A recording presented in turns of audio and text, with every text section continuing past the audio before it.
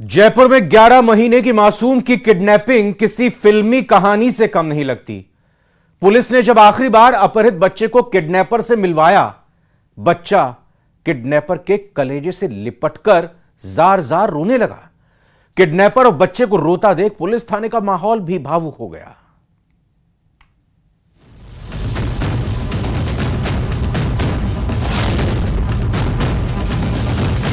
ये किसी समाज का हिस्सा बन के नहीं रह रहा था, तो इस कारण से हमारी टीम को भी वहाँ पुलिस की टीम आने की इसको सूचना लगते ही उस पूरे इलाके को छोड़ के भाग जाता था।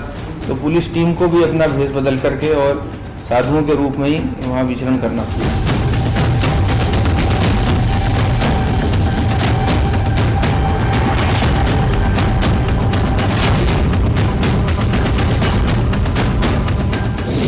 वृंदावन में सुलझी किडनैपिंग की गुत्थी।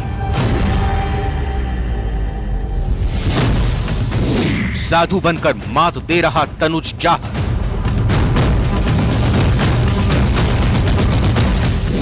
अपने बनाए जाल में फंस गया आरोपी।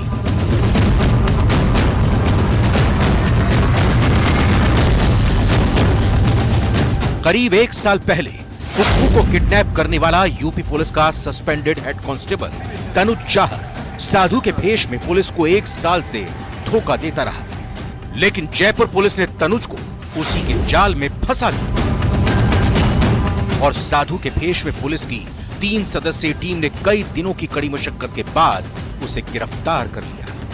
ये भूतपूर्व सर्विलांस टीम का सदस्य रह चुका है, तकनीकी रूप से बहुत कुशल है, मोबाइल फ़ोन का इस्तेमाल ना के बराबर करता है, पूरी तरह से अपनी वेशभूषा को बदल चुका था। इसके जो पहले के परिवारजन थे, जो सगे संबंधी थे, विभाग में इसके जो भी साथी थे, उन सभी से पूरी तरह से ये कट चुका था।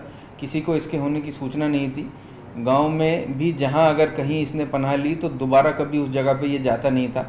इस कारण से ये एक बहुत बड़ा चुनौतीपूर्ण टास्क था और लंबे समय तक विभिन्न टीमों ने वहाँ रुक करके बहुत ही पेशेंस के साथ इसकी तलाश की, जिस कारण से हमें सफलता मिल पाई।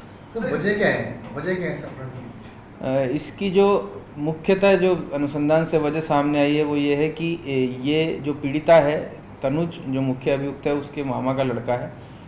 जो घटना का दिन था उसको ये यहाँ आया था और जो परिवादिया है उसको भी साथ चलने के लिए मजबूर करने की इसने प्रयास किया, जिस पर उसके द्वारा विरोध किया गया और उसका जो भाई है जो पास में रहता है, उन्होंने आकर के इनको रोकने की कोशिश की और उस कश्मकश में इसके भाई को गंभीर रूप से इसने और इसके साथियों ने, अभियुक्त ने और इसके साथियों ने गंभीर रूप से घायल भी कर दिया।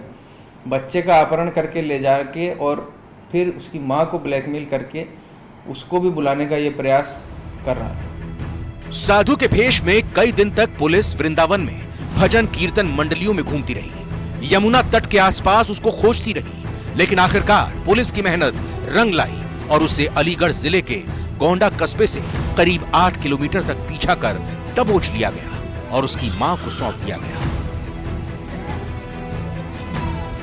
लोकल पुलिस की इमदाद ली गई और उसके बाद उस घर पर दबिश दी गई। किसी ने, जब हमारी टीम स्कूल में थी तो आरोपी तनुज चाहर को किसी ने फ़ोन पे सूचना दे दी।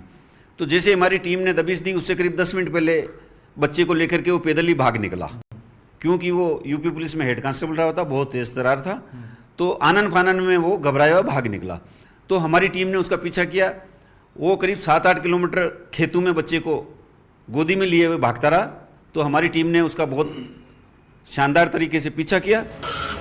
बच्चे को जिस वक्त उसकी मां को सौंपा जा रहा था, उस दौरान हैरान करने वाली तस्वीर भी सामने आई। आरोपी तनुज चाहर की गोद से जब बच्चे को लिया गया तो वो रोने लगा। इतना ही नहीं, आरोपी की आंखों से भी आंसू आ गए। बच्चे को चुप करने की कोशिश भी की गई, लेकिन वो आरोपी की तरफ इशारा करते हुए रोता रहा। पुलिस की माने तो आरोपी ने एक तरफा प्यार में इस वारदात को अंजाम दिया था।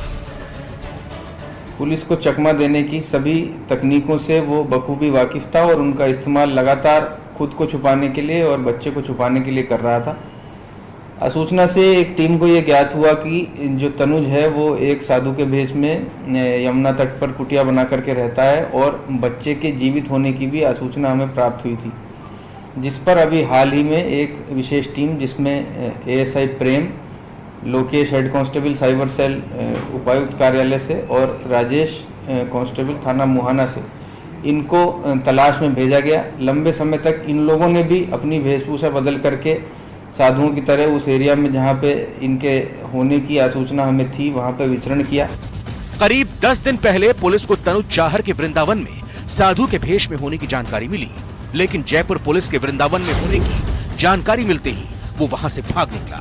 लेकिन पुलिस ने पूरी शिद्दत के साथ एक एक जानकारी इकट्ठा की और कुक्कू को बरामद करने में सफलता हासिल कर ली। विष्णु शर्मा, न्यूज़ 18, राजस्थान।